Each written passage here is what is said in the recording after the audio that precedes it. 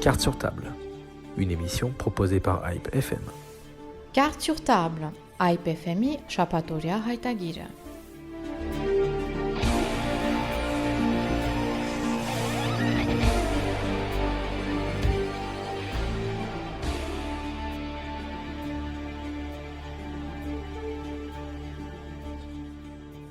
Bonjour et bienvenue à cette nouvelle émission de Cartes sur table sur Hype FM que nous diffusons donc par la radio mais également en live sur notre page Facebook. Alors que l'Arménie célèbre régulièrement les figures telles que Aram Manoukian, Karekin Nejde, Nigol Arbalian ou Simon Vratian, il est d'autres personnages marquants de la Première République d'Arménie qui restent méconnus mais qui constituent en diaspora des figures historiques incontournables. Roupen Termination est de cela. Tour à tour fédaï, ministre, général, homme politique, il a marqué l'histoire arménienne par ses faits de guerre et bien au-delà.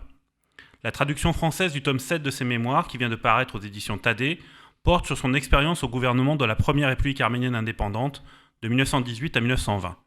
Il s'agit du fruit d'un travail engagé dès les années 90 par son fils, Vaïk Termination. Ce livre-événement raconte de l'intérieur comment s'est forgé et construit de toutes pièces, sous l'influence de quelques hommes, issus de la FRA Tashnaksutyun, un État national pour le peuple arménien, survivant du génocide, la pire tragédie de son histoire.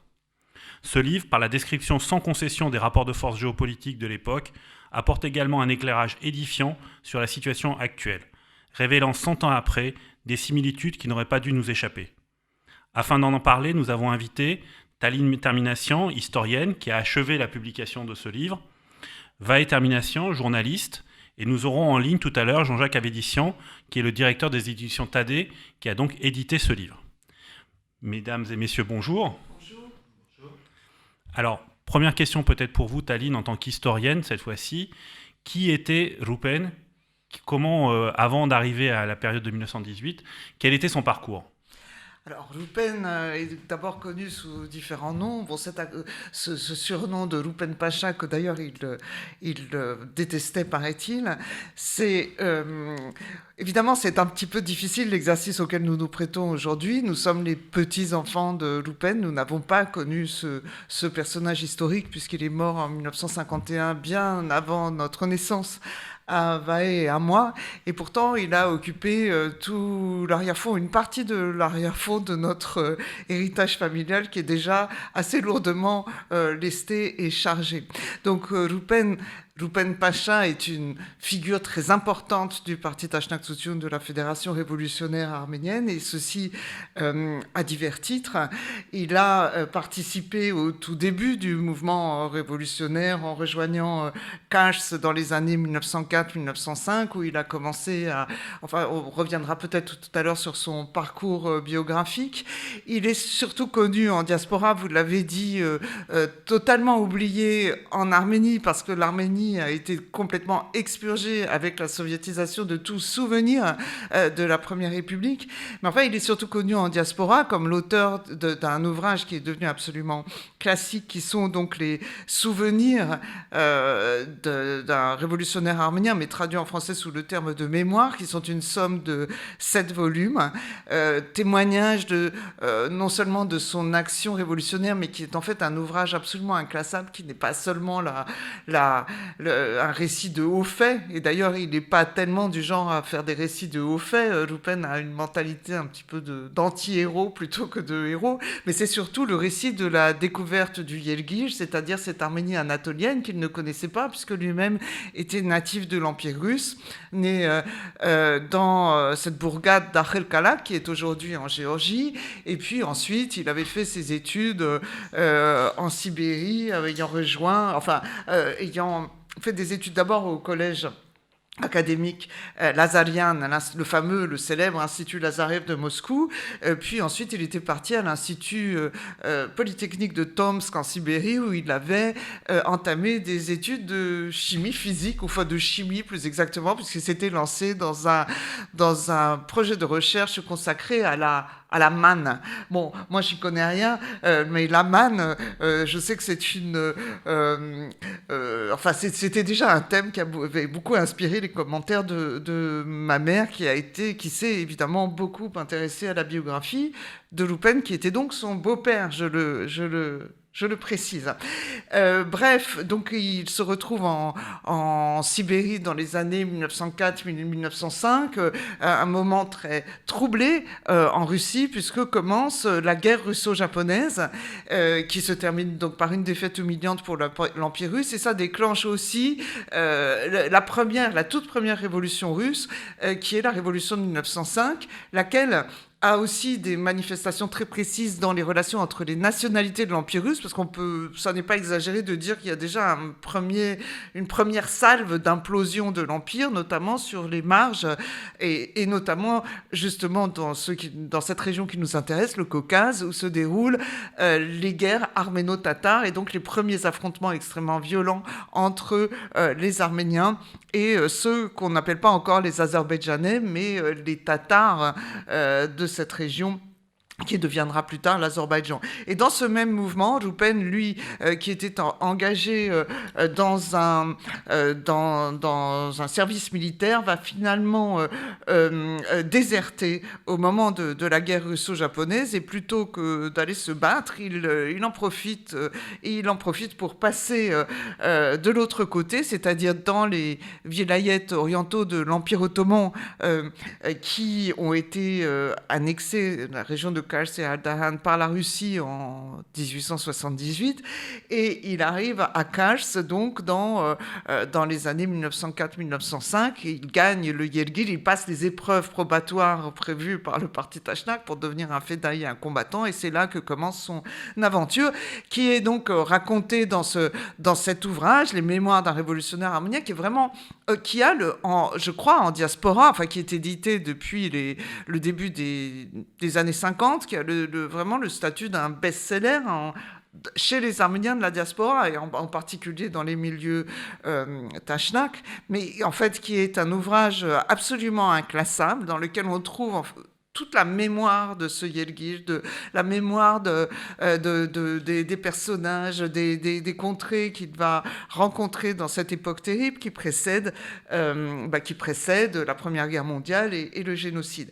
L'ouvrage que nous présentons aujourd'hui est donc en langue française, je le précise, parce que ces 7 volumes de Rupen existe depuis belle lurette, si je puis dire, mais le volume 7 n'avait pas été traduit en français. D'ailleurs, la traduction française n'est qu'un choix de fragments opéré par mon oncle Vaïk, termination, et donc la traduction française des mémoires, traduite sous le titre Mémoires d'un partisan arménien. Mais Vaïk avait volontairement omis le volume 7, qu'il qualifie de très spécial volume 7, puisqu'il relate tout autre chose. C'est-à-dire on ne s'intéresse plus au jeune Rupen qui part dans le Yergil participer à l'autodéfense des Arméniens d'Anatolie face à l'arbitraire des Turcs ou des Ottomans. Là, on parle de l'expérience de Rupen, homme d'État, donc plus âgé, forcément, ministre donc, qui deviendra ministre de la Défense et de l'Intérieur dans une période très précise de la République indépendante d'Arménie, c'est-à-dire pas au début, mais à la fin, dans son moment le plus tragique, et au moment où s'établit la dictature du bureau, et donc du bureau du parti Tachnak, période de dictature qui est en fait un gouvernement d'urgence dans une situation extrêmement difficile, et dans cette période de la dictature du bureau, donc à partir du mois d'avril jusqu'à novembre, enfin jusqu'à la fin tragique évidemment, eh bien Rupen est une figure clé de cette dite dictature, puisqu'il détient les ministères de force, c'est-à-dire le ministère de la Défense et de l'Intérieur. Je n'ai jamais vraiment bien compris s'il y avait d'ailleurs une possible différence entre les deux.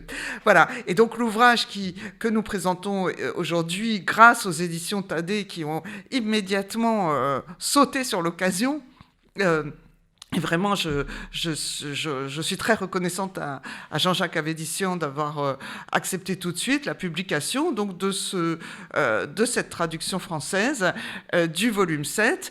C'est un inédit, et donc je suis extrêmement en fait heureuse de la coïncidence qui s'est produite de la sortie de ce livre un an exactement après la signature du calamiteux cessez-le-feu du 9 novembre 2020 en Arménie. Je pense que nous allons poursuivre sur cette lancée. Nous allons en reparler. Termination. Vous êtes, vous, journaliste. Vous avez publié un livre qui s'appelle Chronique de la République arménienne. Je ne suis pas sûr du titre exact, mais vous me corrigerez. Chronique de la Troisième République. Mais justement, par rapport à ces personnalités que j'évoquais, que reste-t-il de la République d'Arménie, de la première République d'Arménie, dans la Troisième République, dans celle actuelle ? J'étais très frappé en lisant l'ouvrage là, qui vient d'être édité de Roupen et en comparant à ce que l'on entend en Arménie et la vision qu'ont les Arméniens de l'origine de l'Arménie. Je ne dis pas que ce qu'il y a dans cet ouvrage est une révélation.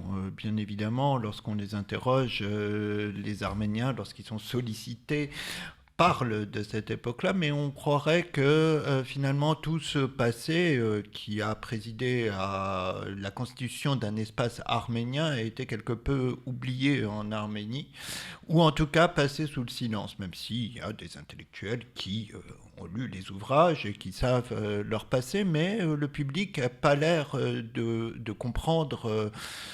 de savoir d'où l'on vient et comment s'est constituée l'Arménie indépendante aujourd'hui. Et ça pose un problème parce que dans la situation actuelle de l'après-guerre, finalement, on ne comprend pas, à cause de ce passé transformé, les logiques qui sont en cours actuellement dans la région, et en particulier, on ne comprend pas la nature et l'explication aux revendications qui sont exprimées par l'Azerbaïdjan ou la Turquie et sur quoi elles se fondent finalement. Voilà, ça ne veut pas dire que c'est une justification, mais je pense que sans savoir ce qui s'est passé préalablement, on ne peut pas comprendre pourquoi finalement il y a cette revendication de corridor, les discours d'Aliyev concernant les Arméniens qui vivaient à Yerevan ou dans la plaine de l'Ararat ou dans le Sunnik. Sans comprendre ça, c'est difficile évidemment. Et puis en plus, il y a une forme de récupération d'un certain nombre de partis politiques, de ces figures révolutionnaires, de ces figures historiques, mais justement pas Roupen. Non, pas Roupen parce que finalement l'Arménie s'est constituée en 1900, à partir de 88, 91, au moment de l'indépendance. Elle s'est créée une histoire qui s'est fondée sur l'histoire soviétique, c'est-à-dire que finalement à la fin de l'Union soviétique, certaines figures révolutionnaires avaient été réhabilitées, même si elles avaient été des tachnak. Par exemple, la figure d'Antranik est bien connue, elle était bien connue en Arménie soviétique. De même, curieusement, que Kalekin Nejde, qui est une figure bien connue, c'est une forme de nationalisme, mais les figures comme Roupen, qui sont restées très liées au parti Tachnak ensuite, puisqu'il a été membre du bureau quasiment jusqu'à la fin. Oui, parce que Nejde avait été exclu du parti dès les années 30. Celles-là, elles ont été complètement oubliées. La question, c'est pas de savoir si elle a été ou non oubliée. La question, on s'en fiche un petit peu de savoir si l'image de Roupen restera dans l'historiographie arménienne ou elle ne reste pas. La question, c'est qu'avec Roupen qui disparaît, c'est tout un pan de notre histoire essentiel à la compréhension des événements qui se déroulent dans la région. Alors, Talim Termination, on va revenir maintenant un peu sur le contexte du début de ce livre, qui est justement la création de toute pièce, on peut le dire, de cette Arménie indépendante de 1918. Rien ne prédisposait, je ne vais pas vous demander de faire un cours complet d'histoire sur la République d'Arménie, ça nous prendrait des émissions et des émissions, et je vous renvoie à tous les podcasts que nous avons pu faire avec votre mère Anaïd sur cette question-là. Mais dans quel contexte Roupen, qui était donc au Fédaï dans la partie ottomane, revient en Arménie et prend sa place dans ce gouvernement ? alors ça, c'est une question difficile et à vrai dire, voilà, une question à laquelle je pense ma mère aurait mieux su répondre que moi. Mais en fait, le livre retrace donc par chapitre thématique dont Roupen est vraiment l'auteur, toutes les étapes et les grandes sphères de la construction de l'État arménien. Le phénomène principal étant que, encore une fois, cette première république naît quasiment contre la volonté des Arméniens. Bon, c'est un paradoxe, il n'arrête pas de dire nous n'étions pas préparés, nous n'avions pas voulu, parce qu'en réalité, l'indépendance des républiques transcaucasienne est imposée par les circonstances et surtout imposée par l'ennemi turc qui souhaite autonomiser cet espace et traiter directement avec des territoires qui semblent directement vaincus.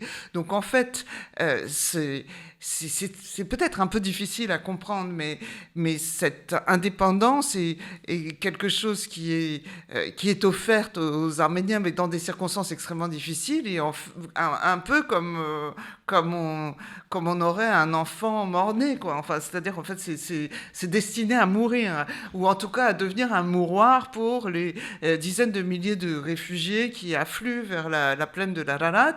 Et c'est, pour l'instant, donc un territoire en 1918...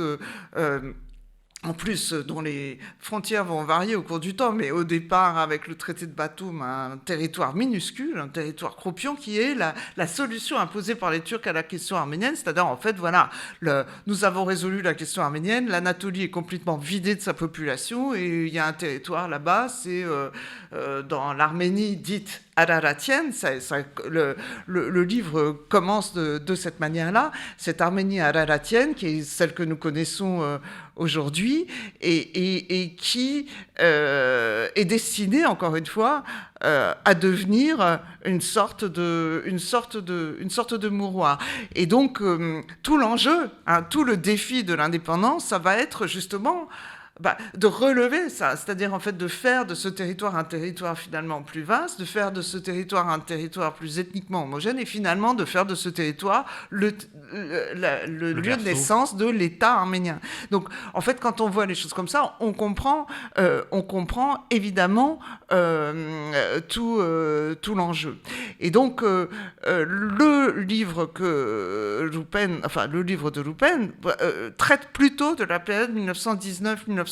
Nous n'avons pas tellement là, c'est pas un récit linéaire, si vous voulez. Oui, parce qu'il a des fonctions, il écrit quand il peut, quand il a un peu de temps pour le faire. Oui. Et donc c'est pas comme on dirait un journal de bord. C'est pas un journal de bord. D'ailleurs, on ne connaît pas en fait le moment exact où il a écrit cette partie du livre. Vaïk dit lui-même qu'il a rassemblé ses cahiers, qu'il revoit. Ces cahiers d'écoliers où était écrit le texte que nous publions aux éditions Thaddée. Donc ça a été rajouté à la hâte au moment où justement en 1951 était préparée la première édition des Mémoires d'un révolutionnaire arménien, et ça a été rajouté à cela. Vaïk pensait, et ma mère pensait également, qu'il s'agissait d'un rapport destiné au parti Tachnak, et donc qui a été rédigé après coup. Et d'ailleurs, pour cette raison, ça n'est pas du tout le même genre d'écriture, sauf par moments où il se laisse aller de nouveau à un récit comparable au ton des mémoires. Mais sinon, il s'agit probablement d'un rapport destiné au parti Tachnak. Alors rédigé quand, on ne sait pas, mais évidemment postérieurement, bien après la chute de la République et après que Roupen se soit enfui à Tabriz en Iran, etc.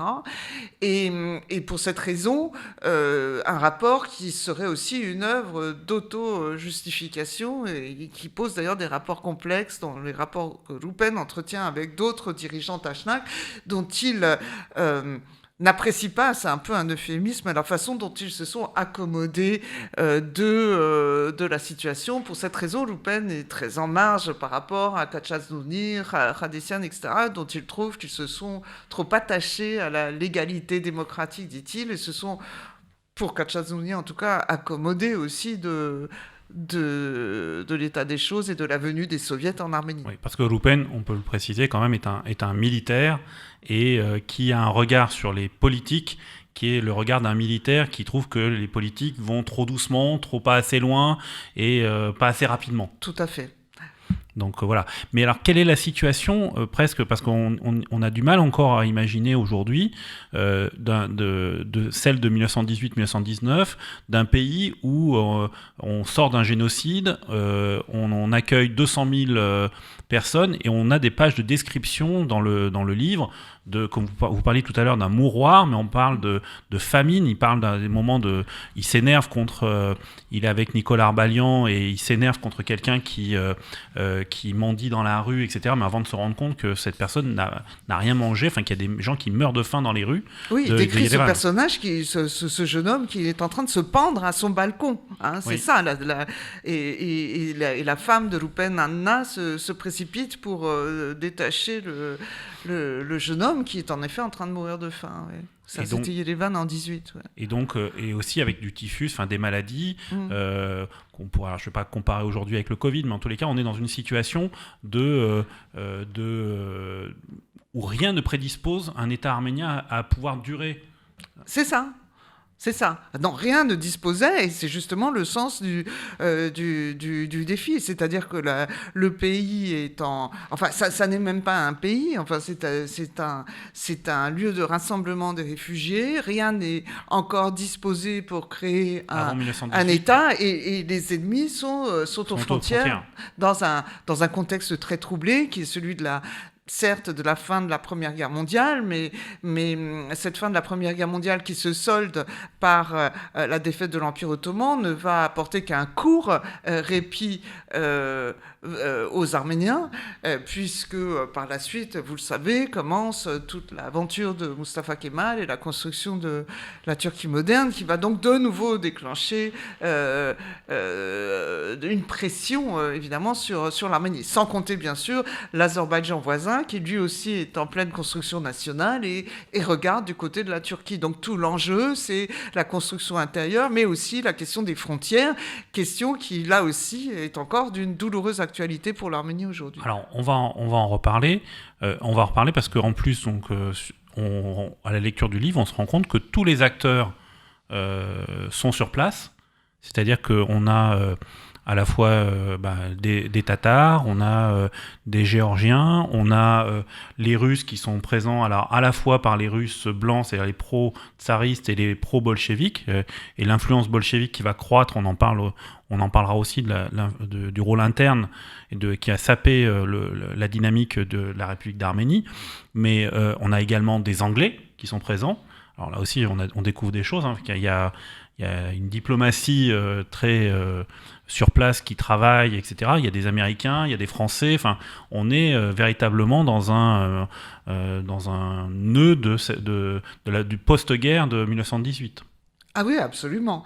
On trouve dans le livre un chapitre tout à fait considérable qui est consacré à la politique extérieure et d'où Roupen, de manière très systématique, paragraphe par paragraphe, décrit quels avaient été les efforts de l'Arménie pour déployer la question de son orientation, en fait.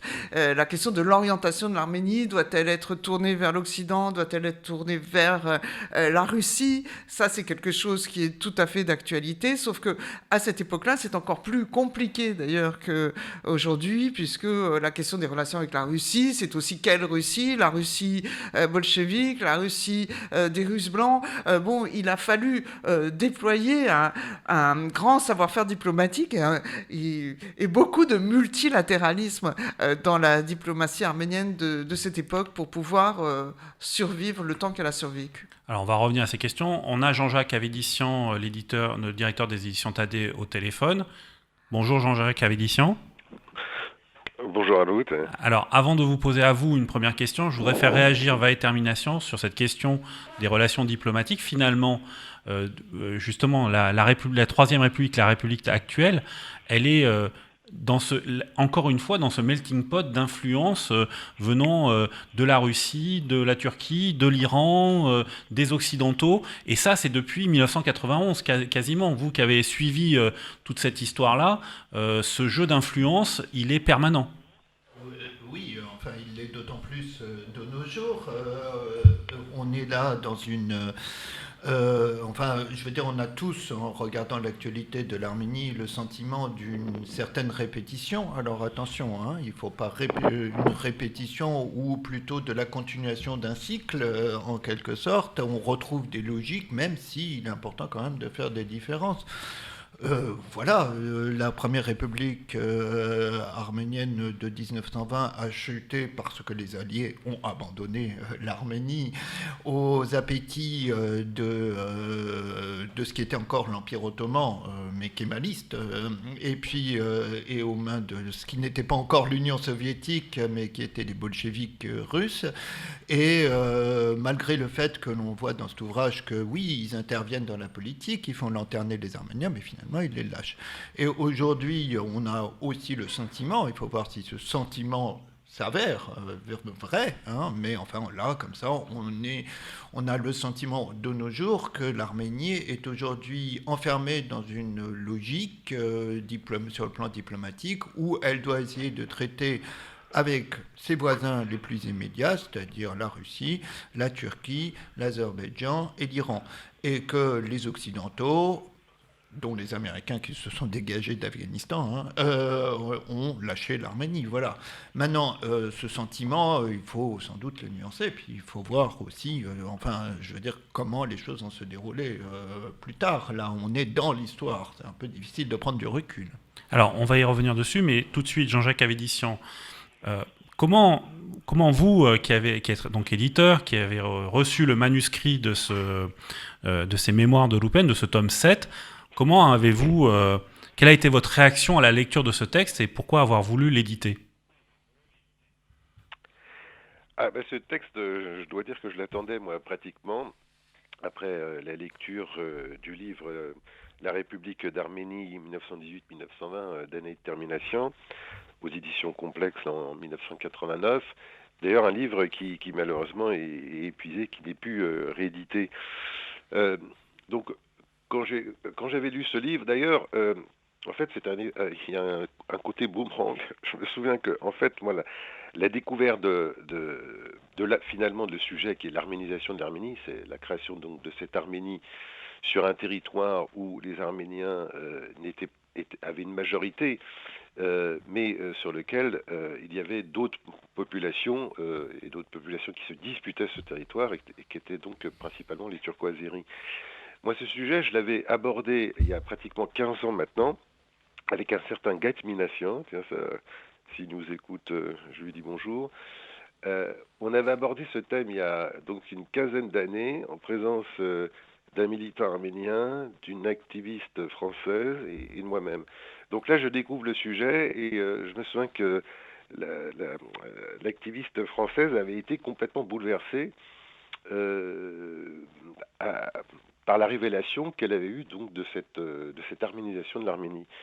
Parce qu'effectivement, on a ce mythe-là de l'Arménie pure, de l'Arménie, de l'Arménien victime, éternellement victime, mais qui n'est pratiquement jamais acteur de son destin et capable lui-même d'utiliser la violence légitime, en l'occurrence d'un État, au moment où Loupen est ministre de la guerre. Donc, moi, donc, dans la République d'Arménie d'année de termination, qui est le seul ouvrage de référence, le seul ouvrage, même pas de référence, le seul ouvrage disponible en français sur la République d'Arménie. C'est dire à quel point il y a peu de livres sur le sujet. Bon, là maintenant il y en a un deuxième, heureusement, avec le défi de l'indépendance. Et donc moi, j'attendais d'approfondir ce sujet. Et là, quand Taline m'a proposé donc le tome 7, c'est-à-dire avec principalement tout ce passage, toute cette période historique, eh ben j'étais ravi, j'étais enchanté. Alors, dans un second temps, en tant qu'éditeur, responsable donc des textes, je m'étais dit, ça risque d'être aussi un sujet très sensible. Comment vont le prendre les Arméniens? Bon, pour l'instant, ça a l'air de se passer plutôt bien, mais je sais que c'est un sujet très sensible. On pourra sûrement en discuter. Tout à fait. Et puis, d'un autre côté, ce texte, c'est quand même assez paradoxal. Les mémoires ont été publiées en 1951, donc ça fait donc 70 ans. La traduction en français de ce fameux passage de l'arménisation de l'Arménie, de la République d'Arménie, et donc a été traduite par Weick depuis près de 40 ans. Et donc, il y a quand même une grande antériorité. Et malgré tout, ce texte reste d'une actualité, mais extrêmement troublante. Toutes les questions qui se sont posées il y a un siècle se posent avec une acuité terrible aujourd'hui. Alors moi j'ai vu tout un tas de très saillants de sujets de questionnement pour les Arméniens que j'ai listés. Bien, il y a cette inversion de statut, hein, l'Arménien victime, l'Arménien assisté qui attend toujours le secours de l'Occident, des puissances, etc. Là, il est brisé par Loupen qui dit non, nous devons être les acteurs armés de notre destin. La deuxième interrogation, c'est ce déplacement de l'Arménie à l'est. Donc là où les Arméniens rêvaient d'une Arménie avec Van pour capitale, eh bien, ils se retrouvent avec une Arménie avec pour capitale Yerevan, qui était vraiment une bourgade. Personne ne voulait y aller. Là, d'ailleurs, les principaux, certains ministres qui avaient été nommés devaient venir de Tiflis à Yerevan, mais certains ne voulaient même pas aller quitter Tiflis pour aller à Yerevan. L'autre question qui se pose, c'est la gouvernance, un sujet d'actualité vraiment aujourd'hui. À l'époque, par souci d'efficacité, on pouvait peut-être plus trop se payer le luxe d'une démocratie dans un État en guerre, et on a ce gouvernement bureau avec Joupen qui agit donc avec autorité. Alors, est-ce que l'Arménie aujourd'hui peut rester avec un système démocratique? Enfin, c'est une question qui se pose aussi. La mobilisation des élites. On voit qu'à l'époque, il y a une pléthore d'hommes et de personnages d'élite, des intellectuels, des militaires, des financiers, des hommes d'église qui sont prêts à sacrifier leur vie et leur carrière. Après, il y a le contexte géopolitique. C'est vrai que l'Arménie s'est créée à l'époque dans un chaos extraordinaire de la fin de la Première Guerre mondiale. Et là aussi, aujourd'hui, un siècle après, cette région est vraiment très fortement secouée avec la Turquie, qui redevient une grande puissance régionale, voire mondiale. Alors, Jean-Jacques, justement, alors on va peut-être rester sur ce point-là. Oui. Je voudrais vous faire tous les trois réagir à la lecture d'un passage, qui est la page 89 des Mémoires de Loupen, et vous allez me dire ensuite ce que vous en pensez. Mais c'est Loupen qui écrit, et on est donc, on est en 1919.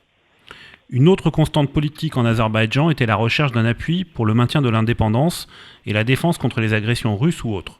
Cet appui, c'était la Turquie. D'une façon ou d'une autre, c'est la Turquie qui avait libéré le pays et l'avait rendu indépendant. C'était des Turcs, Nouri Pacha et Khalil Pacha, qui étaient à la tête du pays en 1919. Il était naturel que les dirigeants turcs voulussent relier Bakou, puis Makou et Kars à Angora et Istanbul. Et les Tatars ne demandaient pas mieux parce qu'ils obtenaient de cette façon un appui solide en Turquie. Théoriquement, il était aisé de mettre ce programme en application. L'Azerbaïdjan pouvait atteindre ses objectifs sans grande force armée parce que toutes les données étaient en sa faveur et que personne ne paraissait devoir s'opposer à ses desseins. Je dois exposer la situation en 1918 pour expliquer. Ceux qui menaçaient l'Azerbaïdjan, les armées de Dénikine ou les bolcheviks, étaient si occupés à se combattre qu'ils ne constituaient pas encore un danger pour lui, l'Azerbaïdjan, et ne se précipiterait pas à la défense de l'Arménie, toute affaire cessante. Au contraire, le Haut-Karabakh, pratiquement indépendant, constituait une barrière entre l'Azerbaïdjan et les Russes. À l'ouest, la Géorgie se désintéressait des affaires du Karabakh et du Nakhitchevan et aurait une attitude favorable ou neutre devant la destruction de l'Arménie, parce que la réalisation des intentions tatares dans le sud de l'Arménie leur ferait oublier la question de Borchalu et autres litiges. Même si la Géorgie avait été plus prévoyante, son opinion publique ne lui aurait pas permis d'entrer en guerre pour le maintien de l'Arménie. Au sud, la Perse, avec sa longue province d'Azerbaïdjan, était tellement sous l'influence des forces kémalistes. À Bakou et ailleurs, les Turcs lui donnaient des directives. Ce n'était pas la Perse qui, rompant sa neutralité, se mêlerait des affaires de l'Azerbaïdjan caucasien au nom de l'Arménie. La Turquie était amie et fournissait de l'aide, puisque c'était son programme qui se réalisait. Quant aux alliés, les Tatars constataient eux-mêmes qu'ils se retiraient sans vouloir utiliser la force.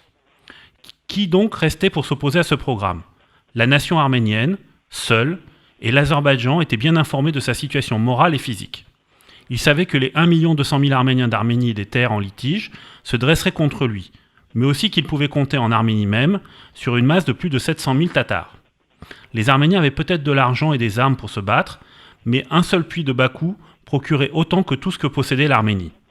C'est vrai, les Arméniens disposaient d'officiers et de soldats qualifiés, mais eux disposaient des militaires turcs.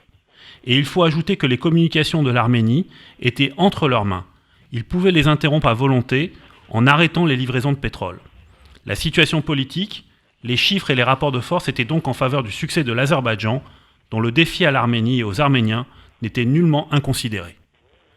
Je veux dire, quand on lit cette page, on a l'impression d'être le 27 septembre 2020.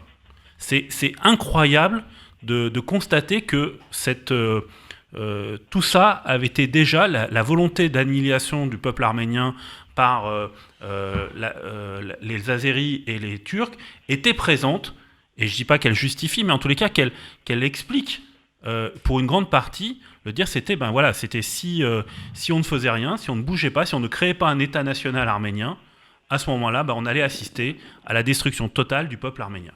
Talim termination, termination. Jean-Jacques, quelles sont vos analyses par rapport à ces mécanismes-là ? En 2 mots, en ce qui me concerne, préciser qu'effectivement tout l'enjeu du livre, comme Jean-Jacques l'a précisé tout à l'heure, c'est justement toute la question de l'arménisation de l'Arménie, c'est-à-dire en fait l'arménisation de cette Arménie dite araratienne par Rupen, qui est donc en gros l'Arménie que nous connaissons aujourd'hui, et donc par toute une série d'éclairages, donc ce passage que vous venez de lire, mais d'autres aussi, où Rupen fait état des manigances diplomatiques du représentant de l'Azerbaïdjan en Arménie, enfin tout ce qui démontre que l'intention finalement des Turcs et des Azerbaïdjanais, l'intention conjointe, c'est bien de manigancer, bien sûr, et d'anéantir ce tout jeune État arménien.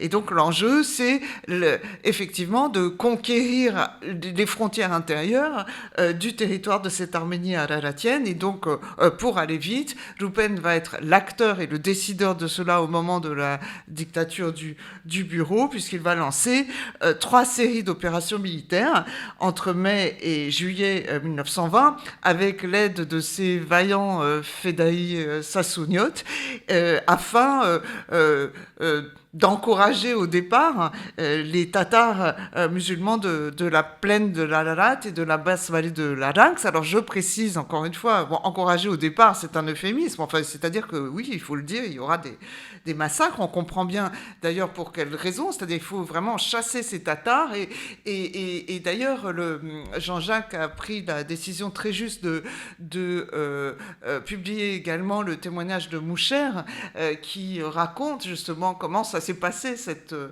ces opérations militaires, et comment est-ce qu'ils ont vidé certains villages. Je voudrais juste préciser pour nos auditeurs que le livre raconte également que dans le même temps là-dessus, il y a exactement la même chose qui est commis par les Tatars, qui notamment dans tout un certain nombre de régions, où on parle de Bakou, on parle de Chouchi, on parle de la plaine de Kars et de Ardan. L'Arménie dont on parle ici est une Arménie de 44 000 km². Aujourd'hui, il n'en reste plus que 29 000. Et dans cette période-là, il y a toute une partie... il est clairement dit qu'il y a une volonté d'exterminer le peuple arménien jusqu'au bout. Bien entendu. Non, mais je suis entièrement d'accord avec ça. De toute façon, toute la région est travaillée par des grands mouvements d'ethnicisation de part et d'autre. Bien entendu que pendant que se passe ça sur le territoire de l'Arménie, l'Arménie, les Arméniens se font massacrer ailleurs. Mais en tout cas, Joupen, lui, il est l'acteur de ces 3 grandes opérations militaires auxquelles prennent part ce fameux Moucher, dont le témoignage oral collecté à Beyrouth et restitué par écrit en langue française, puisqu'il s'est trouvé que Vaïk avait eu également la bonne idée de traduire ce passage. Et donc, Joupen est l'acteur principal, enfin le décideur de ces opérations qui vont contribuer donc à ethniciser l'Arménie araratienne et donc finalement l'acteur de cette celui qui va mettre en œuvre finalement le fait que l'Arménie va devenir un État ethniquement homogène, et c'est ça qui va être légué à l'époque soviétique. Et c'est ça les Arméniens d'aujourd'hui, et encore les Arméniens de l'époque soviétique, n'avaient absolument pas la conscience du fait que si la République soviétique d'Arménie était la république la plus ethniquement homogène, la plus petite, mais la plus ethniquement homogène de toute l'URSS, c'était à cause de cet héritage. Donc voilà. Et j'ajoute juste que à aucun moment Joupen n'agit par racisme ou par préjugé. Il a vécu aux côtés des Kurdes et des Turcs tout le temps. D'ailleurs, il y a aussi une politique à l'égard des Kurdes et des Turcs. Enfin, il y a une diplomatie, il y a des liens. Il n'agit qu'au nom de la raison d'État. Et termination, justement, est-ce que c'est cette ambivalence, ce melting pot d'influence là-dessus, comment est-ce que vous l'avez intégré, vous, dans vos analyses journalistiques sur ce qui s'est passé l'année dernière ? Alors, vous me posez des questions là. Je crois qu'on est tous un petit peu perdus sur la situation actuelle, donc ça, il faut être un peu avoir beaucoup d'humilité. Oui. Par rapport à tout ça, le passage que vous avez lu fait référence à 1919, à un moment quand même où il faut le rappeler, l'Arménie et l'Azerbaïdjan indépendantes avaient des relations diplomatiques, oui. Puisque voilà. On a à cette époque un ambassadeur d'Azerbaïdjan à Yerevan. Voilà. Et enfin, je le précise là juste pour vos éditeurs. Et puis d'autre part, il y a des limites à la comparaison. Je veux dire, ce que l'on vit aujourd'hui n'est pas le chaos qu'a connu l'Arménie et qui est décrit dans cet ouvrage, dans le sens où il y a des centaines de milliers de réfugiés qui sont chassés et qui sortent du génocide.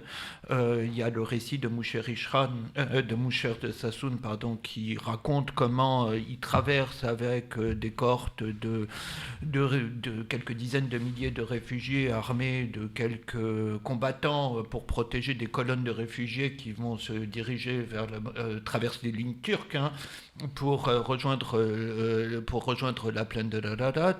C'est le chaos dans toute la région, c'est-à-dire que ce qu'on appelle aujourd'hui la Turquie, il y a au moins 2 gouvernements. En Russie, il y en a au moins 3.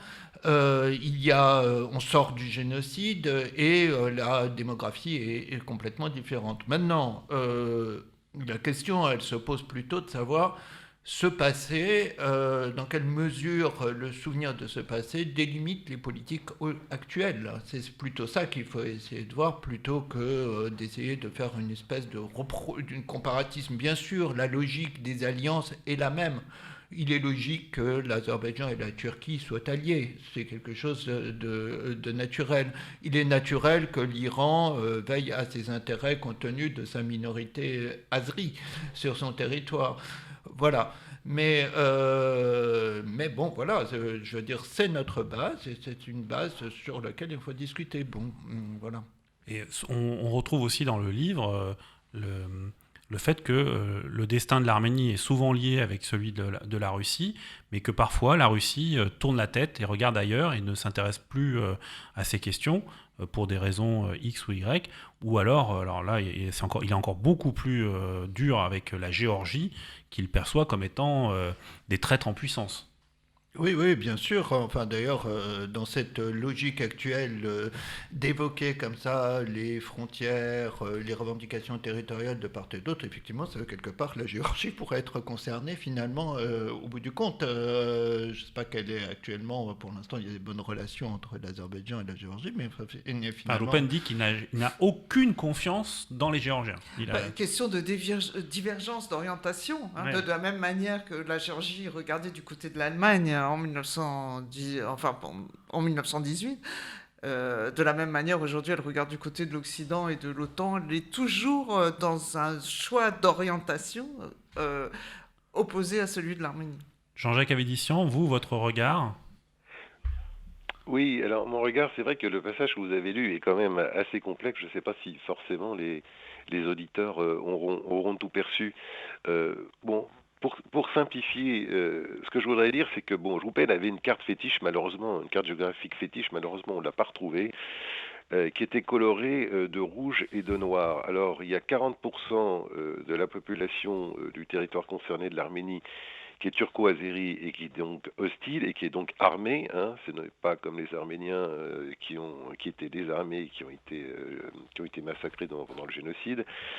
Et donc sur cette carte, il a donc du rouge, ce sont les Arméniens, et il a du bleu, qui sont les turco-azéris. Et donc une de ses obsessions démographiques est de dire on ne tiendra jamais le coup si on n'uniformise pas et si on n'arrive pas à colorer cette carte en rouge.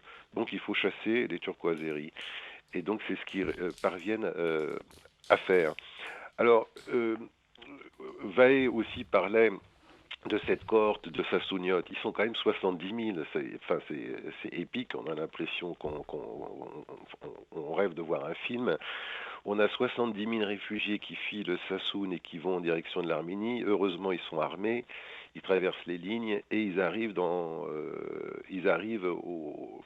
pied de la Rakaz. Et là, ils tombent sur Intranig, le général Intranig, le grand, le valeureux, qui leur dit mais ouais, où est-ce que vous allez dans cet état-là? Et là, Moucher Avédician, Moucher de Sassoun, leur dit on va sur Tallinn et on va prendre d'assaut la forteresse. Alors Intranig leur dit écoutez, je vous souhaite bien du plaisir parce que même les Russes ils sont pas arrivés. Et eux, ils disent de toute façon on n'a plus rien à perdre et puis on est aguerris, ça fait des mois et des années qu'on guerroie. Et à la surprise générale, ils foncent donc sur cette forteresse et ils l'emportent. Ce qui est complètement épique et ce qui explique peut-être le prénom de Tallinn Termination. Alors, dans le livre, il y a des fulgurances comme il peut y en avoir quand on lit Costanzarian. D'ailleurs, pour les personnes qui voudraient approfondir un peu tout ce sujet, il y a un roman qui est presque historique, qui est très intéressant, qui est Le bateau sur la montagne de Costanzarian. C'est toujours aux éditions Thaddée. Et donc là, il y a des fulgurances comme ça de Joupen qui sont incroyables. Et moi, je voudrais lire un court passage de Joupen, parce qu'on l'a publié aussi. Joupen explique en quelques pages que c'est que le parti Tachnak quand même. Et il y a au début, il y a une espèce d'introduction qui vaut, à mon avis, son pesant d'or. Alors voilà comment il commence, et je pense que ça éclaire tout à fait notre sujet aujourd'hui, et c'est le sursaut auquel l'Arménie est conviée. Et allez, il écrit « La vie ne se comprend pas sans la lutte dont naît le progrès. La lutte fait appel à toutes les capacités de l'intelligence, de l'esprit et du travail. Attendre la paix dans la vie est une chimère, car elle n'est qu'après la mort. Qui est las de lutter mourra. Qui lutte avec ardeur vivra et dominera. Les peuples, comme les individus, ne peuvent imposer leur identité et leur existence que par la lutte. Une nation incapable de mener une lutte collective est condamnée à disparaître, même si sa culture est supérieure à celle de son adversaire.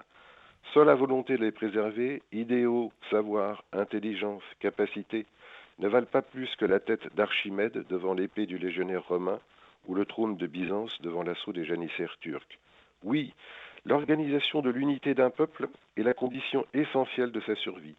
L'organisation, qui n'est rien d'autre que le rassemblement des forces individuelles dispersées, crée des nations invincibles. Donc je pense que ça se passe de commentaires. Alors, justement, on va revenir à un autre chapitre. Vous tendez la perche pour ouvrir un autre chapitre du livre, parce que le livre ne raconte pas...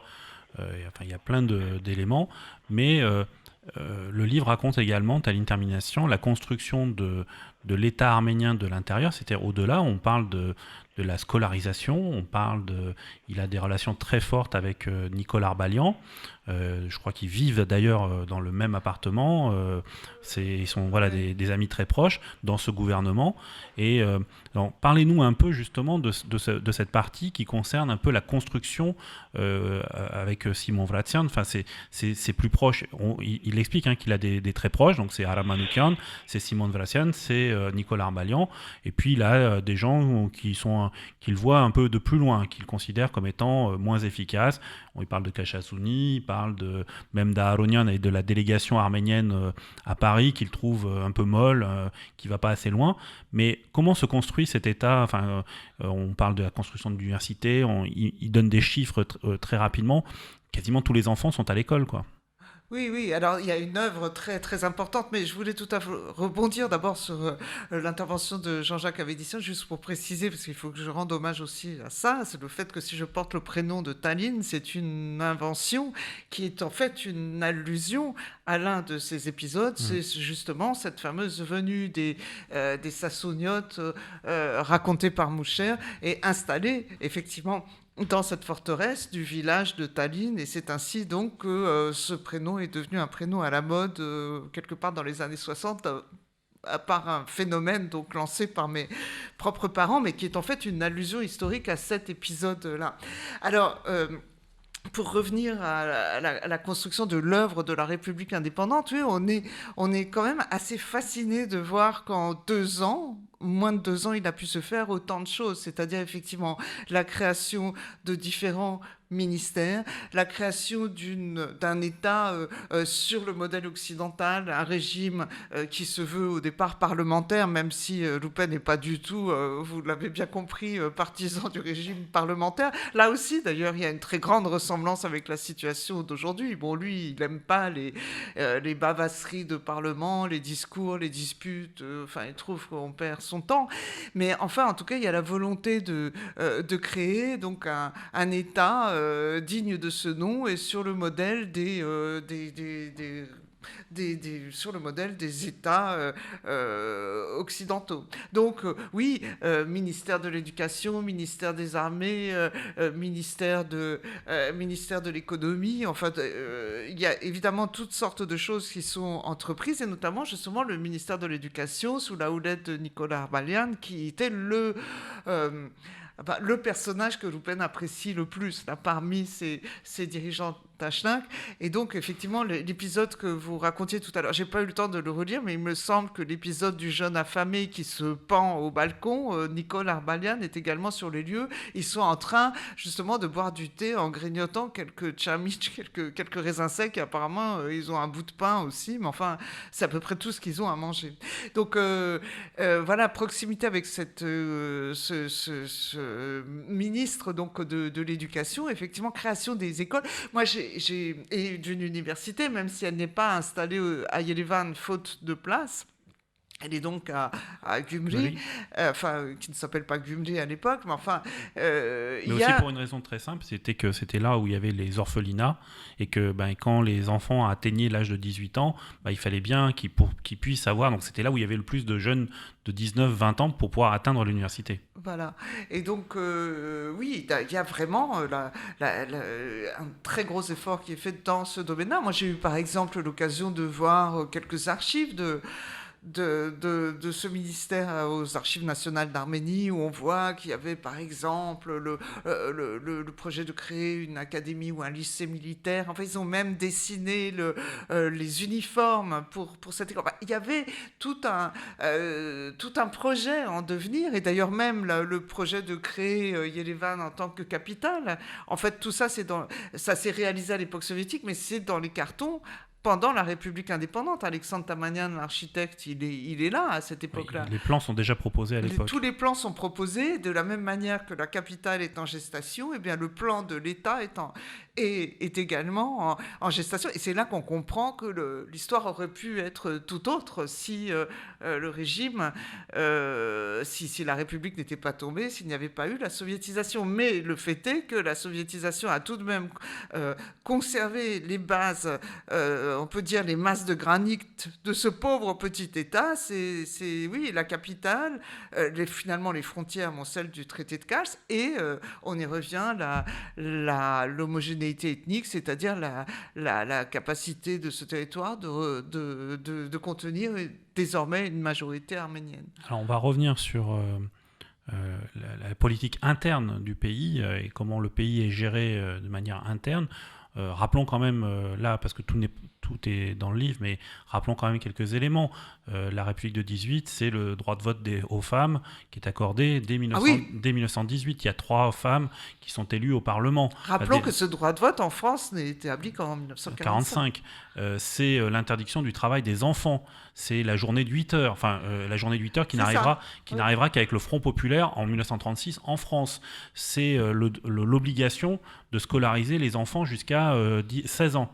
Et notamment les garçons et filles, parce qu'auparavant c'était souvent que les garçons qui allaient à l'école, et les filles faisaient des travaux de broderie etc. et péniblement apprenaient à lire et à écrire à partir de la Bible. Enfin, on était dans les choses un peu paroissiales. Donc tout ça sont des acquis. Alors, on parle de journalisme, on a un journaliste ici sur place. L'agence Armen Press est créée par Simon Valatian en 1918. Donc on a des exemples comme ça. On crée une agence de presse parce qu'on a le besoin de se dire qu'il faut qu'on transmette des informations, à l'époque par télégraphe, pour envoyer des informations en Occident pour ce qui se passe sur place. Et donc on crée une agence de presse, Armen Press. Il y a des journaux. Ayastani Andrabedutun, le journal un peu entre guillemets officiel, est créé sous la Première République. Donc il y a tout un foisonnement de création. La première université, on en a parlé, etc. Il y a tout un foisonnement de dispositions sociales et politiques qui sont prises durant cette période. Oui, et sur le modèle très souvent occidental, mais c'est parce que aussi les acteurs de tout ça, qui sont des révolutionnaires, Tachnak, etc., ils ont fait aussi une partie de leurs études à Genève, en Occident, à Genève, à Paris.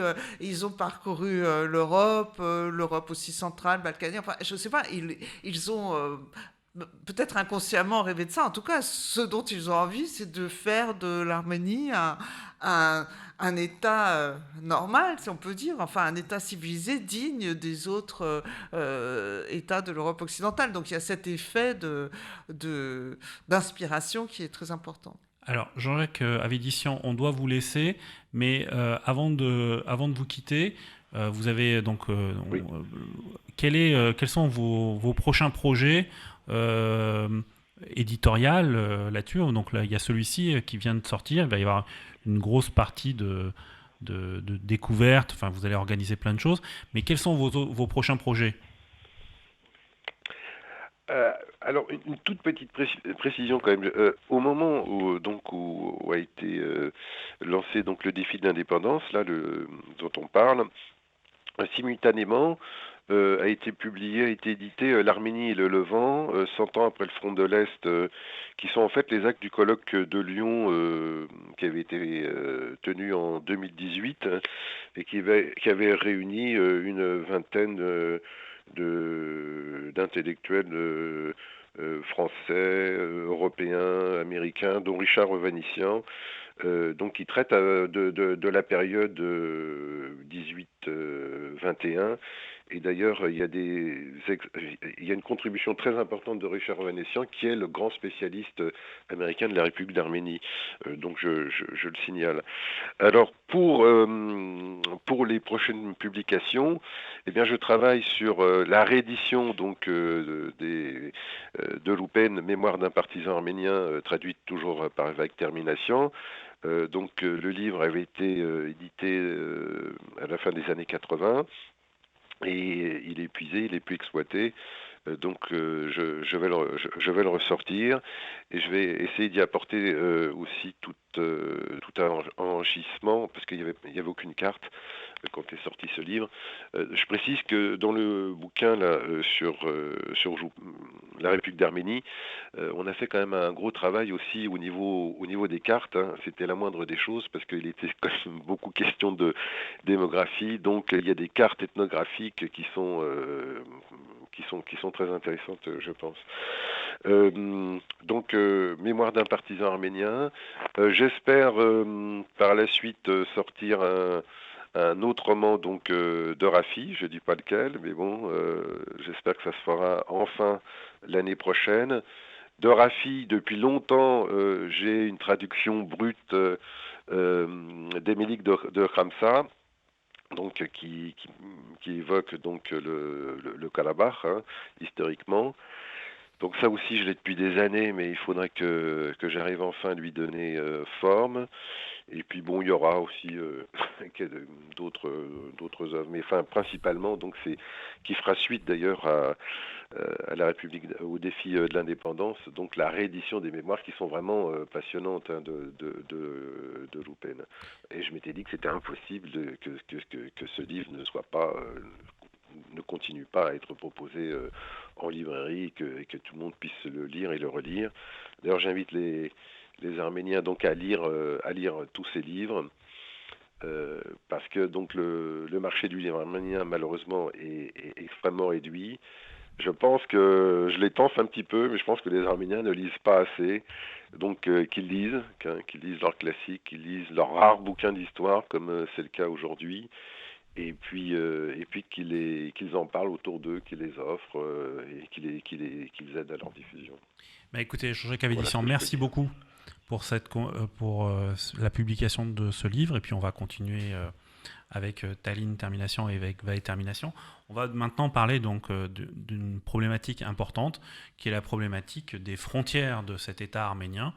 On l'a évoqué un peu en filigrane, hein, de tout ce qu'on vient de se dire, mais ce sont des passages très, très importants du livre, sur lequel donc Joupen se pose en défenseur des frontières de l'Arménie, et d'une Arménie qui, pour lui, est celle de l'Arménie des 44 000 km², mais on pourrait dire aussi on le perçoit à travers un certain nombre de passages, qui pour lui est l'Arménie telle qu'il la voit. C'est-à-dire que pour lui, l'Arménie ne va pas au-delà de ces 44 000 km². T'as l'intermination ?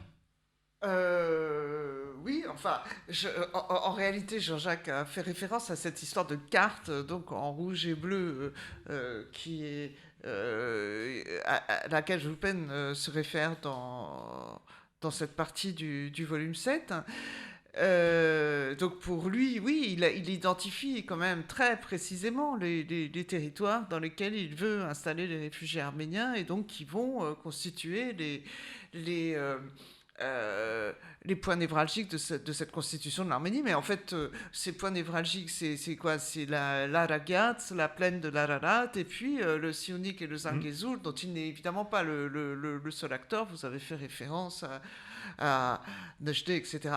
Donc voilà, je pense que cette question des frontières et des territoires est véritablement l'obsession de la construction de cette Arménie de 1919-1920. Elle retentit comme un écho aujourd'hui, parce que ce sont les mêmes problèmes qui se produisent aujourd'hui, avec la pression constante sur les frontières, cette volonté presque cette volonté obsessionnelle là, de la jonction entre l'Azerbaïdjan et la Turquie repose exactement dans les mêmes termes. La question de la survie du corridor du Sionik, cette espèce d'appendice qui fait la liaison de l'Arménie avec le territoire de l'Iran. Donc on est frappé forcément de la similitude de la problématique des frontières telle qu'elle apparaît dans le livre et aujourd'hui. Alors, Vae Termination, vous qui avez lu ce livre, puis qui l'avez lu bien avant tout le monde, et de ce que vous a raconté vos parents, etc., cette problématique des frontières, aujourd'hui, on peut dire que c'est une sorte de ligne directrice dans les relations de l'Arménie avec ses voisins. Enfin, je veux dire, depuis 30 ans, c'est la question de l'Arsar, c'est une question de frontières. La question aujourd'hui du Sionik, c'est aussi une question de frontières. Oui, il faut voir si les affaires de corridor sont une question de frontières ou non. Et de revendications territoriales, puisque après tout, enfin, à ma connaissance, à aucun moment, l'Azerbaïdjan n'a disposé d'un corridor à travers l'Azerbaïdjan indépendante de 1918-1920 n'a disposé d'un corridor dans le sud de l'Arménie, et pour autant, elle le revendique aujourd'hui. Donc, que dire, la logique des frontières, ben oui, en 1991, l'Union soviétique a disparu. Il y avait des frontières administratives qui avaient été constituées à l'intérieur de l'Union soviétique, et comme ça s'est passé au moment de la décolonisation en Afrique, finalement, ces frontières ne sont pas tracées selon des logiques toujours qui prennent en compte les intérêts des peuples de la région. C'est plutôt la logique du conquérant. Donc alors aujourd'hui, le gouvernement arménien, par exemple, propose qu'on se livre à des délimitations de frontières avec l'Azerbaïdjan. Il est fait référence à ces frontières soviétiques, en particulier des tracés de frontières de 1926. Mais il faut voir que ces frontières marquaient déjà un dépeçage de la Première République indépendante, puisque comme il a été rappelé, la Première République indépendante faisait 46 000 km², on est aujourd'hui à 29 900. C'est-à-dire que la République indépendante... Sans le Karabakh, bien sûr. La République indépendante allait de Kars et Ardahan jusqu'à Stepanakert et à tous les territoires, à Shaoumian, etc. Enfin, voilà. À un certain moment de la République. À certains moments, mais au mieux, enfin, quand Rupen dit, à un moment le dit, nous avons achevé le travail, comme pouvait l'avoir dit George Bush après la guerre d'Afghanistan, mais l'Arménie à ce moment-là fait 44 000 km² et s'étend de Kars jusqu'à Shaoumian. Voilà, alors la question c'est de savoir, ça renvoie à la logique de comprendre qu'est-ce que veulent les Turcs et les Azeris in fine, puisque de toute façon l'Arménie a été dépecée. Après tout, Gals et Ardahan, on l'a perdu, elle est en Turquie, qu'est-ce qu'ils veulent les Turcs? Qu'est-ce qu'ils veulent de plus? Mais que veulent les Arméniens? Alors, ça c'est un vaste problème. Qu'est-ce que veulent les Arméniens? Comment ça? Précisez votre question. L'État arménien aujourd'hui, parce qu'il pourrait être lui aussi le défenseur justement de cette logique de dire, bah, écoutez, si vous réclamez ça, moi je peux réclamer aussi le retour de l'Arménie des 44 000 km². Bon, écoutez, je veux dire pour l'instant, bon, je ne sais pas quoi répondre à cette question. Bon, mais enfin, oui, bon, là, on est dans des scénarios, parce que, enfin, en tout cas, l'Arménie, aujourd'hui, par la voix de Nicole Pachinian, ne s'exprime pas de manière aussi, aussi offensive, c'est le moins qu'on puisse dire. Moi, je suis revenue dans ces studios avec toujours, tout un tas de Alors, livres. Nos caméras sont là, donc si vous voulez bien les montrer. Non, mais je reviens avec le fameux porte-cigarette. Pour revenir au personnage de Loupen, qui était un grand fumeur. Hein. Bon, il y a comme ça un atavisme de la cigarette dans la famille. Mais enfin, on n'avait pas besoin d'être fumeur pour recevoir en cadeau donc ce porte-cigarette en argent portant le poinçon de Van, écrit en caractère arabe, mais aussi en caractère arménien, et qui est donc un cadeau que Engel Loupen a reçu en 1942 d'un camarade du parti, et qui représente, donc dans sa face interne de ce porte-cigarette, une carte de la République indépendante. Et donc en fait, c'est l'une des meilleures cartes que j'ai trouvées de cette République, telle qu'elle est représentée évidemment par cet orfèvre. J'ai appris d'ailleurs en Arménie que cette orfèvrerie Van est en fait effectivement une orfèvrerie où officiaient des orfèvres de Van, mais réfugiés à Tabriz. En fait, c'est un objet qui donc a été fabriqué en Iran. Et en Iran, donc, il est offert à Loupen en 1942. Alors là, la date, là aussi, est peut-être pas complètement anodine, puisque après tout, pendant la Seconde Guerre mondiale, on pouvait aussi imaginer toutes sortes de scénarios quant à la possibilité de refaire les cartes de la région. Mais en tout cas, là-dessus, on a une vision assez cohérente des frontières possibles de l'Arménie, avec à l'est notamment, on en avait déjà parlé à cette table, ce qu'ils appellent le Chezok Kodi, c'est-à-dire la ceinture de sécurité. C'est tout ce que réclame aujourd'hui l'ombudsman d'Arménie, le défenseur des droits Armen Tatoyan. Son grand programme d'aujourd'hui, l'un de ses point fort, c'est de demander la création d'une ceinture de sécurité. Donc ça, c'est un point intéressant. Et cette ceinture de sécurité, elle est déjà tracée sur la carte du porte-cigarette. On voit aussi, bon, là, on peut rêver que le Nakhichevan est inclus dans le territoire de l'Arménie. Il n'y a pas, en 1920, il n'y a pas de Nakhichevan transformé en exclave de l'Azerbaïdjan. Et puis, on voit que le Karabakh, qui apparaît sous le titre de l'Erna Hayastan, c'est-à-dire donc toute l'Arménie des montagnes, est aussi inclus. Et comme vous le dites, oui, en effet, le territoire s'avance beaucoup plus à l'ouest dans le territoire de l'Anatolie. Donc, on peut rêver sur ce porte-cigarette. On peut rêver en fumant si on veut, mais enfin en tout cas il y a là quelque chose qui approche au mieux de la question de la création des frontières. Alors, tu as une intervention, juste un petit point, je voudrais voir si ça vous a interpellé aussi. On parle à un moment donné, page 98 du livre, d'un attaché militaire colonel qui est en poste à qui on s'adresse et qui s'appelle le colonel Mahmed Beg Aliyev. Oui. Moi, ça m'a interpellé. Je me suis dit, mais est-ce qu'il pourrait y avoir un lien de parenté avec la famille Aliyev d'aujourd'hui ? Oui, alors, bon, je me suis posé la question aussi, mais je crois que Aliyev, c'est vraiment un nom très, très courant. Donc, c'est impossible de le dire. Cet attaché militaire Aliyev, oui, bon, de Tiflis, dont il est question là, qui a joué un rôle de sape. On voit à travers ça que ce personnage a joué un rôle de sape et en ne livrant pas ou en détournant les armes qui sont acheminées vers l'Arménie pour pouvoir la défendre. C'est ça, ça intervient dans un chapitre où Loupen cite tout un tas de documents diplomatiques et de télégrammes dans lesquels on montre les agissements de Tekinski, donc qui est le représentant de l'Azerbaïdjan en Arménie, qui est vraiment comment dire, enfin, qui est vraiment là pour subvertir en permanence tout ce qui peut embêter les Arméniens, il le fait.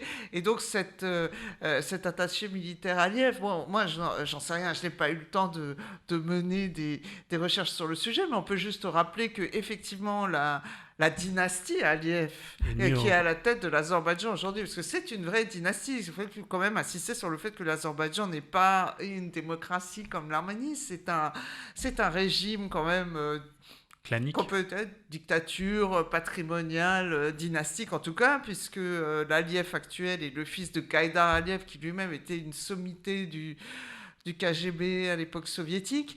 Et moi, ce que je sais, c'est que la famille Aliyev... enfin, j'avais cru à un moment qu'ils étaient originaires du Nakhichevan, mais non, il semblerait qu'ils soient en fait originaires du Zangezur, donc ça expliquerait aussi les connaissances qu'Aliyev à ce sujet, et ça excite peut-être aussi ses revendications dans ses déclarations tonitruantes à propos du fait qu'on va voir ce qu'on va voir, que les Azéris vont débarquer au lac Sevan, à Yerevan et dans le Syunik. Bon, c'est à creuser, mais Aliyev, encore une fois, me semble être un patronyme extrêmement courant, donc les personnes qui voudront faire des recherches à ce sujet auront évidemment à démêler des fils parfois un peu compliqués. Alors, on arrive bientôt au terme de cette émission. Dernier point évoqué dans ce livre, mais il y a plein d'autres. Vraiment, j'invite les auditeurs à l'acheter et à le lire. C'est le travail de sape en interne qui a conduit petit à petit l'Arménie à ne plus être indépendante et à passer à la soviétisation. Il y a le livre décrit très bien comment il y a tout un travail de l'intérieur qui a sapé la volonté de l'intérieur et de l'extérieur. C'est-à-dire qu'il y a tout un chapitre là-dessus. Est-ce qu'on peut en parler un peu ? C'est-à-dire comment, en fait, ce qui a aussi ensuite, on le voit à travers Loupen est très critique, très dur à l'égard de la soviétisation. On le trouve même plus dur à l'égard de la soviétisation qu'à l'égard de la Turquie kémaliste. Oui, alors mais il l'est d'autant plus que probablement il écrit, enfin probablement, même certainement, il écrit ce livre, enfin ce rapport pour le parti Tachnak après la soviétisation. Donc c'est quand même l'histoire d'un échec. Non, mais il y a une haine féroce, en fait, entre les Tachnak et les soviétiques, ou les Tachnak et les bolcheviks, une haine féroce qui explique justement le silence qui a pesé sur l'histoire de la Première République d'Arménie. Enfin, l'accusation d'être Tachnak à l'époque soviétique, c'était vraiment l'horreur des horreurs. C'était comme appartenir... Ça valait le goulag ou le peloton. Donc c'était comme appartenir au camp du diable. Donc il y a une opposition absolument frontale. Les bolcheviks au départ ils sont pas très présents en Arménie. Enfin ils sont pas majoritaires. Enfin il faut dire aussi que les bolcheviks ne sont majoritaires nulle part. Bon, ils vont même en Russie, ils vont finalement s'imposer, mais rien ne les prédispose à véritablement détenir le pouvoir. Donc il y a tout un processus qui est à la fois extérieur à l'Arménie, c'est la consolidation du pouvoir bolchevique contre toute attente au terme de la guerre civile dans dans l'ex-empire russe. Donc ça se finit au début des années 20. Et donc la consolidation de ce pouvoir, je répète encore une fois, contre toute attente.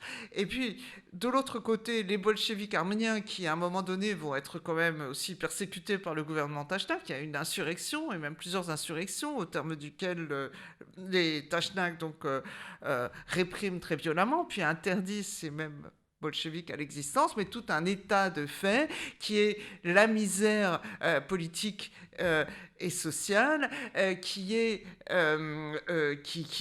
donc va constituer déjà une source de faiblesse. Bon, voilà. Et puis surtout, ce qui se joue, c'est la conjonction maléfique pour l'Arménie indépendante entre les kémalistes d'un côté et les soviétiques de l'autre, et donc le moment où l'Arménie est prise entre la menace d'invasion turque kémaliste et la venue de l'armée rouge et de la soviétisation. Et donc on sait bien avec quel soulagement finalement les Arméniens se retrouvent et bien finalement sous la tutelle soviétique. Et termination, 30 ans après l'indépendance, est-ce qu'il n'y a pas dans l'Arménie d'aujourd'hui des permanences quand même de cette période soviétique et dans la politique, dans la façon de voir les choses, et comment justement on perçoit le travail je reviens un peu à ma question initiale, la première question initiale, mais est-ce que ça n'a pas une influence sur la perception de l'Arménie indépendante, du rôle que peut jouer la diaspora, la méfiance que peut avoir, qu'on peut ressentir en Arménie sur le rôle de la diaspora ? Alors c'est le grand écart. Sur la méfiance sur le rôle que peut jouer la diaspora, écoutez, bon, moi, que dire Parce que la diaspora est considérée comme étant justement pro-Tachnak et que justement elle pourrait avoir une influence de l'intérieur. Écoutez, l'Arménie est devenue indépendante en 1991, plus de 70 ans après la chute de la Première République indépendante. Pendant ces 70 ans, les Arméniens ont parti à travers le monde. Certains ont vécu en Union soviétique une autre vie, d'autres sont rentrés dans d'autres logiques au Moyen-Orient et en Occident. Il était normal qu'en 1991, la jonction ne se fasse pas de façon aussi simple que, par exemple, elle a pu se faire dans les pays baltes pour la communauté de la diaspora des pays baltes, puisque les pays baltes ont été intégrés à l'Union soviétique après la Seconde Guerre mondiale. Donc, ça ne s'est pas fait de façon si simple que ça chez les pays baltes. Non, ça ne s'est pas fait non plus, mais je veux dire, c'est une chose d'être un émigré qui revient dans son pays et établit des liens. Hein. Bon, chacun de nous, là on parle de Roupen, mais en réalité l'histoire de Roupen, c'est notre histoire à tous. On a tous dans notre famille eu des rescapés du génocide ou des gens qui ont vécu avec la valise sous le lit et qui toute leur vie ont attendu de pouvoir retourner au pays. Cette génération a disparu, c'est la génération d'après et encore celle d'après qui a établi le lien. Donc il y a une espèce difficilement, des liens ont été établis, enfin des liens naturels, il y a un attachement, on a de la sympathie pour l'Arménie, mais concrètement, le rôle de la diaspora, c'est quoi en Arménie? Certains sont retournés sur place et ont apporté, on peut citer quelques anciens ministres, Valtan Voskanian par exemple, ou même Levon Bedosian, qui était, dont le père, qui est lui-même issu de la diaspora, mais ces exemples ne suffisent pas à établir des liens entre l'Arménie et la diaspora. Moi, ce que je suis frappé quand même, c'est de voir, c'est qu'il reste un grand malentendu entre la diaspora et l'Arménie. Un malentendu, moi je parle pour moi, sur la compréhension par exemple du système politique qui est en jour en Arménie. Ça, je pense qu'il y a un réel malentendu là-dessus. Et puis, le fait que dans cette situation absolument chaotique, de découragement, et j'estime qu'en lisant ce livre, quand je vois le chaos d'où est né ce territoire arménien aujourd'hui, je trouve que notre découragement aujourd'hui n'est pas très justifié, parce que le chaos est absolument... ce qui se passe en 1918 est incomparablement plus grave que la situation actuelle, donc j'estime qu'on n'a pas à se décourager. Mais en 30 ans d'indépendance, quelle influence a eu la diaspora véritablement sur les choix politiques de l'Arménie, que ce soit sur la question du Karabakh ou sur les processus internes de l'Arménie? Pas grand-chose.